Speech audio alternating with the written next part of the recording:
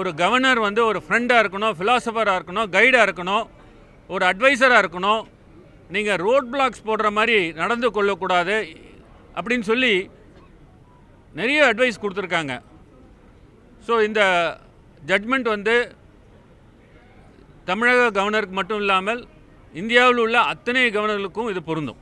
Governor வந்து deem to have granted assent அப்படின்னு சொல்லி உச்சநீதிமன்றமே ஒரு தீர்ப்பு கொடுத்ததால் இன்றிலிருந்து அவர் அந்த பதவியிலிருந்து விடுவிக்கப்பட்டுள்ளார். இந்தியாவிலே முதன்முறையாக ஒரு லேண்ட்மார்க் ஜட்மெண்ட் உச்சநீதிமன்றம் இன்னைக்கு வந்து தமிழக அரசு தாக்கல் செய்த கவர்னர் அவர்கள் மீது தாக்கல் செய்த அந்த வழக்கில் வந்து ஒரு உத்தரவு பிறப்பித்துள்ளது. இந்த லேண்ட்மார்க் ஜட்மெண்ட் பிரகாரம் இனி கவர்னர்கள் வந்து தேர்ந்தெடுக்கப்பட்ட ஒரு அரசுகளை வந்து அவர்கள் என்ன சொல்கிறார்களோ அவர்கள் வந்து சட்டசபையில் வந்து பாஸ் பண்ணி அனுப்பின அந்த பில்ஸ் எல்லாம் வந்து அசென்ட் கொடுக்க வேண்டும்.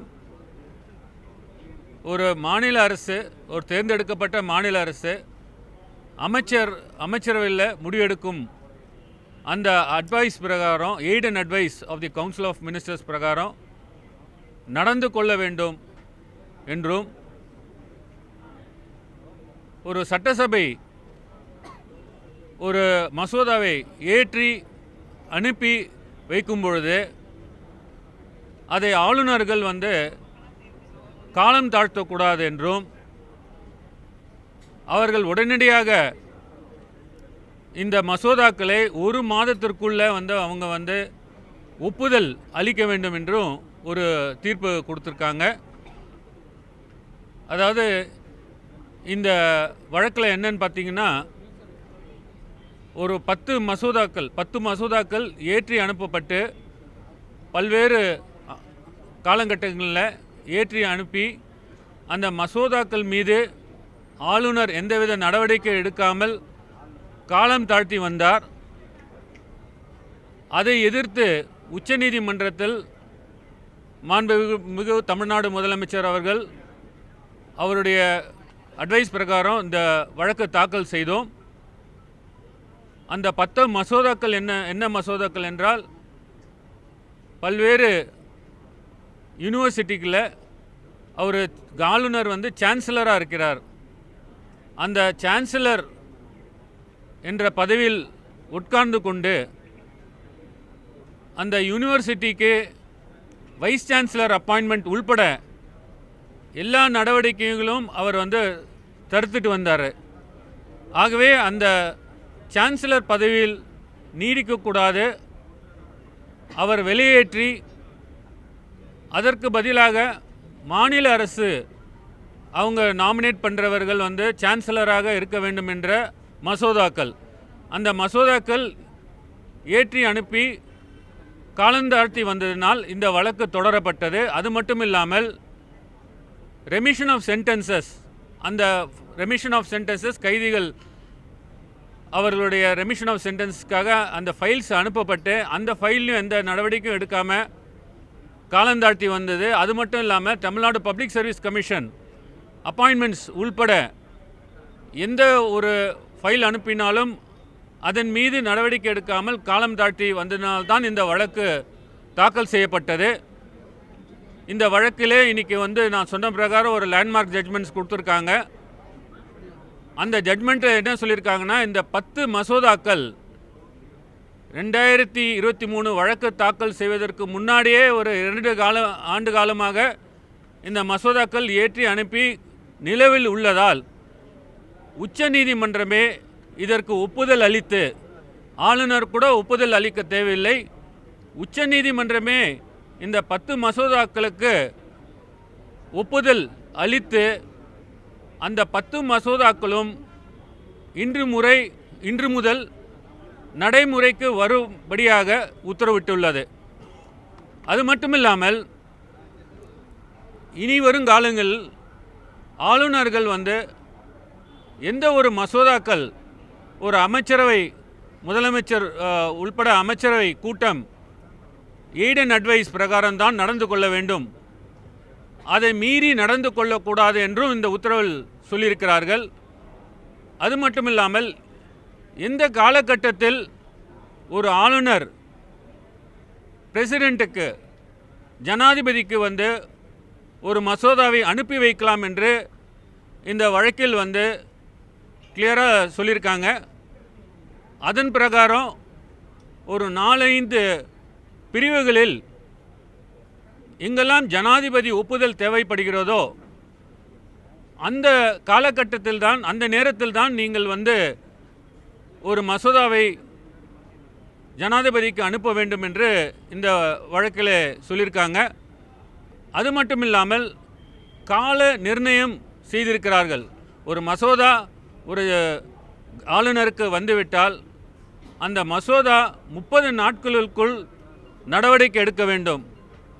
நீங்கள் வந்து ஜனாதிபதிக்கு ஒப்புதலுக்கு அனுப்ப வேண்டும் என்று அந்த வழக்கு தீர்ப்பின் பிரகாரம் எப்பெல்லாம் ஜனாதிபதிக்கு அனுப்பலாம்னு சொல்லியிருக்காங்க. அதன் பிரகாரம் ஜனாதிபதிக்கு அனுப்ப வேண்டும் என்று முடிவு எடுக்கும் பட்சத்தில் 3 மாத காலத்தில் நீங்கள் அனுப்பி வைக்கலாம் அப்படின்னு சொல்லியிருக்காங்க. ஆகவே இந்த வழக்கு வந்து ஒரு பெரிய வரலாற்று சிறப்பு மிக்க ஒரு வழக்காகும், ஒரு தீர்ப்பாகும்.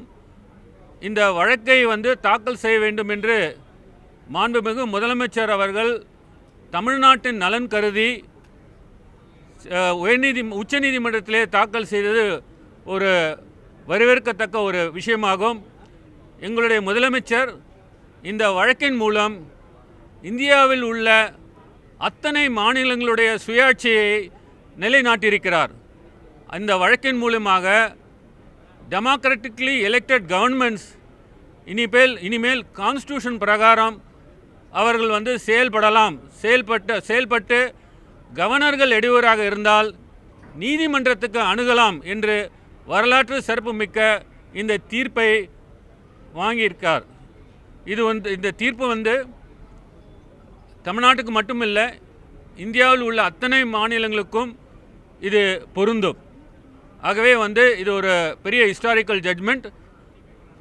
இனி வரும் காலங்களில் கவர்னர் காலந்தாழ்த்த முடியாது. அந்த வழக்கில் பார்த்தீங்கன்னா கவர்னருக்கு என்னெல்லாம் அட்வைஸ் கொடுத்துருக்காங்க நீதிமன்றம் பார்த்தீங்கன்னா, ஒரு கவர்னர் வந்து ஒரு ஃப்ரெண்டாக இருக்கணும், ஃபிலாசபராக இருக்கணும், கைடாக இருக்கணும், ஒரு அட்வைசராக இருக்கணும்.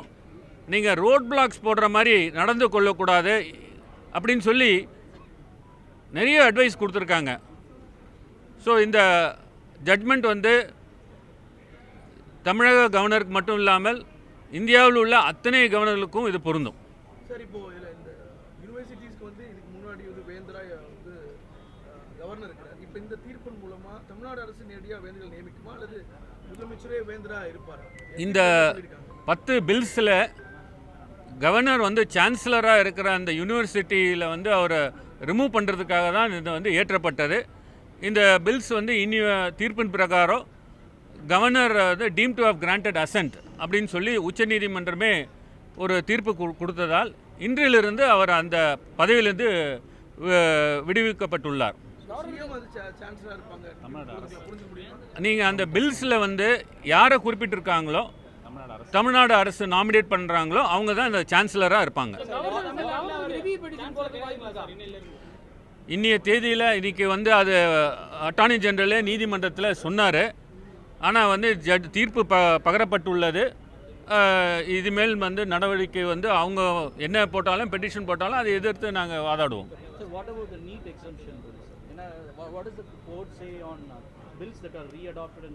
இல்லை, அந்த நீட்டுக்கும் இதுக்கும் சம்மந்தம் இல்லைங்க. இந்த வழக்கில் ஒரு கவர்னர் சட்டத்திற்கு எதிராக வந்து இல்லை ஒரு அமைச்சரையுடைய அட்வைஸ்க்கு எதிராக அவர் வந்து ஒப்புதல் வந்து நிறுத்தி வைத்தால் அவருக்கு 3 வழி தான் உள்ளது. அதை வந்து நிறுத்தி வைத்து அவர் வந்து மறுபடியும் அதை வந்து சட்டமன்றத்துக்கு தான் அனுப்ப வேண்டும். ஒன்று அவர் வந்து பில்லை பாஸ் பண்ணலாம், இல்லை அந்த பில்லை வந்து ஜனாதிபதிக்கு அனுப்பி வைக்கலாம். 3வது வந்து அவர் வித்தல்டுன்னும் போது அது ஆட்டோமேட்டிக்காக வந்து சட்டசபைக்கு வந்துவிடும். சட்டசபை இரண்டாவது தடவையாக அதை ஏற்றி அனுப்பும்போது கவர்னருக்கு எந்தவித ஆப்ஷனும் கிடையாது. இந்த வழக்கில் என்ன சொல்லியிருக்காங்கன்னா, பிகே பவித்ராவுடைய வழக்கை வந்து அதை வந்து தவறான ஜட்மெண்ட்டுன்னு சொல்லி அதை ஓவர் ரூல் பண்ணி அவங்க என்ன சொல்லியிருக்காங்கன்னா, இரண்டாவது தடவையாக ஒரு சட்டசபை ஒரு மசோதாவை அதே மசோதாவை ஏற்றி அனுப்பினால் கவர்னருக்கு எந்தவித ஆப்ஷனும் இல்லை, அவர் நிச்சயமாக அதுக்கு அசன்ட் கொடுக்கணும் அப்படின்னு சொல்லியிருக்காங்க. எப்போ வந்து ஒரு கவர்னர் வந்து பில்லை வந்து ஜனாதிபதிக்கு அனுப்பலான்னா முதன்முறையாக அவருக்கு வரும்பொழுது அந்த நேரத்தில் அவர் வந்து அந்த ஆப்ஷனை உபயோகப்படுத்தி பிரசிடெண்ட்டுக்கு அனுப்பலாம். அது ஜனாதிபதிக்கு அனுப்புறது வந்து அவர் கூட ஒரு ரைட் கிடையாது. அதை கூட அவங்க வந்து வரையறுச்சிருக்காங்க. இந்த ஒரு சூழ்நிலையில் நீங்கள் வந்து கவர்னருக்கு ஜனாதிபதிக்கு அனுப்பலான்னு சொல்லியிருக்காங்க. எந்த சூழ்நிலையிலனா ஜனாதிபதி வந்து ஒப்புதல் கொடுக்கக்கூடிய மசோதாக்கள், அது போன்ற மசோதாக்கள் ஃபண்டமெண்டல் ரைட்ஸ் எஃபெக்ட் ஆகிற ஒரு மசோதாக்கள், அந்த மாதிரி தான் நீங்கள் வந்து ஜனாதிபதிக்கு அனுப்பும் ரெண்டாவது தடையாக நீங்கள் வந்து வரும்போதோ இல்லை முதல் தடையாக வரும்போதோ நீங்கள் அனுப்பலாம் அப்படின்ற மாதிரி இந்த ஜட்மெண்ட்டில் கிளியராக சொல்லியிருக்காங்க. அந்த டெஃபினிஷனில் வராது இல்லையா சார் நம்ம நீட் எக்ஸம்ஷன் பில்?